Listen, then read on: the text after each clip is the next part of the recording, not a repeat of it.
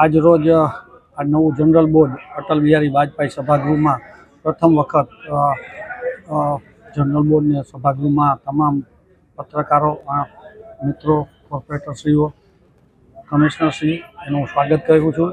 અને સેકન્ડ થિંગમાં આજે જે આપણા અમદાવાદથી લંડન જઈ રહ્યું હતું એના હતભાગીઓને હું દુઃખદ અવસાન જે થયેલું છે તેને પરમ કૃપાળ પરમાત્મા આગળ પ્રાર્થના કરું છું કે એના આત્માને શાંતિ આપે.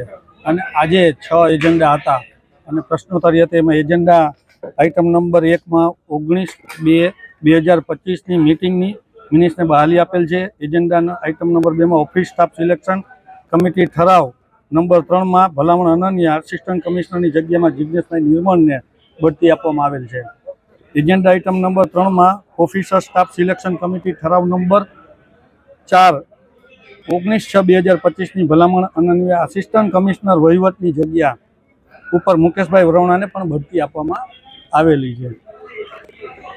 એજન્ડા નંબર 5માં 9/6/2025થી ભલામણ અનન્ય એક્ઝિક્યુટિવ ડ્રેનેજ જગ્યામાં નરેશભાઈ પટેલને બઢતી આપવામાં આવી છે. એજન્ડા નંબર 5માં ચીફ ઓડિટરની જગ્યા બઢતીથી અને કમિશનરની આવેલ દરખાસ્ત અન્વયે કોમલબેન પટેલને ચીફ ઓડિટર તરીકેની બઢતી આપવામાં આવે છે. એજન્ડા નંબર આઇટમ નંબર 6માં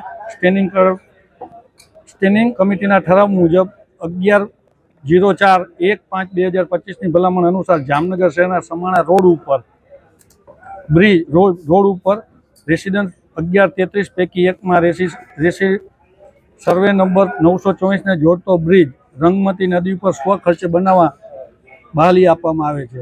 વિશેષમાં સભ્યશ્રીઓ દ્વારા અલગ અલગ 44 જેવા પ્રશ્નો હતા એનો પણ અમે શાંતિથી જવાબ અને ઉકેલ આપેલ છે. ખાસ કરીને અધ્યક્ષશ્રી, આજના જનરલ બોર્ડમાં અધિકારીઓ ચાલુ બોર્ડે વયા ગયા. આજના બોર્ડમાં ચાલુ અધિકારીઓ વયા નથી ગયા, મને પૂછીને ગયા છે કમિશનર સાહેબના. કારણ કે જે વિરોધ પક્ષના સભ્યો હતા એ મજાક બનાવી, જે આ જનરલ બોર્ડ છે એમાં સભ્યતા હોવી જોઈએ, સેન્સ હોવી જોઈએ.